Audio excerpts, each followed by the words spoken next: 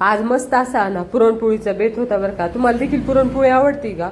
जर आवडत असेल आणि जर पोळी खाल्ल्यावर त्रास होतो ना, तुम्ही पुरण अशा पद्धतीने शिजवा. डाळ शिजायला टाकली का ती मोकळी टाकायची, त्याच्यावरचं जे पांढरा पीस आहे ना तो संपूर्ण काढून घ्यायचा आणि त्यानंतर ह्यामध्ये हिंग आणि हळद घालायची. तुम्हाला पुरणपोळी खाल्ल्याचा अजिबात त्रास होणार नाही आणि पोटभर खायची बरं का. अजिबात संकोच करायचा नाही अशा पद्धतीने जर तुम्ही पुरणपोळी केली तर. त्यानंतर आहे ना, आता हे आमटीचा मसाला आहे आणि पाट्यावरती जे आहे ते बडीशोप विलायची आहे. आता बडीशोप विलायची, सुंठ घालायची तुम्ही आणि हे छान जे मिश्रण आहे ते वाटून घ्यायचं. बडीशोप विलायची, आता मी बाजारातून सुंठ पावडर आणली होती त्यामुळे ती रेडीमेड घातली. पण रेडीमेड सुंठ पावडर आणण्यापेक्षा तुम्ही घरी देखील करून मस्तपैकी घालू शकता. हे छान वाटून घ्यायचं. तुम्ही मिक्सरला वाटलं तरी चालतं, मला पाट्यावर आवडतं म्हणून मी पाट्यावर वाटलं. त्यानंतर आता आमटीची तयारी करून घ्यायची. आमटीसाठी आपण काय केलेलं आहे, खोबरं, लसूण आणि जिरे आहेत ना, हे थोडेसे आबडधोबड वाटून घ्यायचे. ह्याची अगदी बारीक पेस्ट नाही करायची बरं का. म्हणजे ह्याचे जे दाताखाली कण येतात ना खोबऱ्याचे, ते खूप छान लागतात आमटीत खायला. त्यानंतर कांदा, तांदूळ, हरभऱ्याची डाळ, कढीपत्ता, कोथिंबीर. हे आता माझ्या वाटणात कोथिंबीर नव्हती, कारण की काय होतं बाजार आणायचा राहिलेला होता त्यामुळे.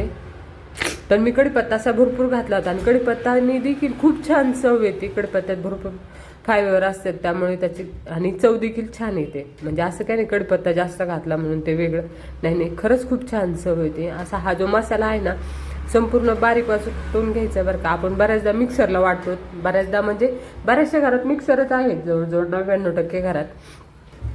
पण कधीतरी वेळ काढून ना असं पाट्यावर वाटण केलं पाहिजे. ह्यानी ना ह्याचा मिक्सरला काय होतं, सगळ्या गोष्टींचा डायरेक्ट भुगा होतो. तसं होत नाही पाट्यावर वाटल्यास. ही सर्व पदार्थ आहे ना एकजीव होतात आणि यातला जो रस असतो ना तो अगदी बाहेर येतो आणि त्यामुळे ना मग ह्या पदार्थांना चव देखील छान येते. त्यामुळे असं कधीमध्ये वेळ काढून ना तुम्ही नक्की पाट्यावर वाटत जा. म्हणजे रोज नाही शक्य सगळ्यांना धकाधकीच्या आयुष्यात, पण कधीतरी ना अगदी वेळ काढून तुम्ही असं वाटून बघा, भाजी करून बघा. तुम्ही तिथून पुढे ना अगदी वेळ काढायला शिकताल थोडासा. आणि वेळ नाही म्हणून एक दिवस आपली वेळ यायची, त्याच्यापेक्षा थोडंसं आयुष्य देखील जगून घ्यायचं. अशा प्रकारे मस्त आमटीचा जो मसाला आहे ना तो वाटून घेतला बरं का. त्यानंतर आता कणिक मळून घ्यायची पोळ्यांसाठी. त्यात देखील हळद घालायची. हळदीने पोळ्या पचायला अगदी सोपे जातात, त्यामुळे हळद पिठात सुद्धा घालायची. आपण डाळ शिजवताना ती घातलेलीच आहे, पण पिठात देखील घालून घ्यायची आणि असं पीठ छान मळून घ्यायचं. आता थोडं पोळ्यांचं जे पीठ असतं ना पातळ मळीत जायचं बरं का. त्यानंतर मी पुरण देखील पाट्यावर वाटलं होतं. पाट्यावरचं जे पुरण आहे ना तुमच्या चाळणीपेक्षा नक्की बारीक होतं जास्त, फक्त वाटायला वेळ लागतो. पण त्यात चांगली गोष्ट खायची म्हटलं थोडासा वेळ लागणारच झाला. असं मस्त असं पुरण वाटून घ्यायचं. आणि आजच्या पोळ्या ना खास मुलीसाठी केल्या होत्या. परवा दिवशी मी सवाष्ण जेवायला गेले, मी आयत्या पोळ्या खाऊन आले. ती म्हणे तू खाऊन आली आहे, मग आम्हाला पण खायच्या. आणि ती थोडीशी बाहेर गावी राहते, मग असं वाटतं चला लेकरांचा हट्ट पूर्ण केलाच पाहिजे. पण काही सण नव्हता तरी देखील मस्त अशा पुरणपोळ्या बनवल्या होत्या. खास औचित्य ती होती. तिला देखील पुरण वाटायचं थोडंसं ट्रेनिंग दिलं बरं का. कारण की नाही यांना देखील आहे ना ह्या साधनांची ओळख करून देणं गरजेचं आहे, यांच्याविषयी प्रेम निर्माण करणं गरजेचं आहे. त्यामुळे तिला सुद्धा थोडीशी वाटायला सांगितलं, पण आता ते बरंच होतं त्यामुळे शेवटी मीच वाटलं, कारण तिला खूपच वेळ लागला असता.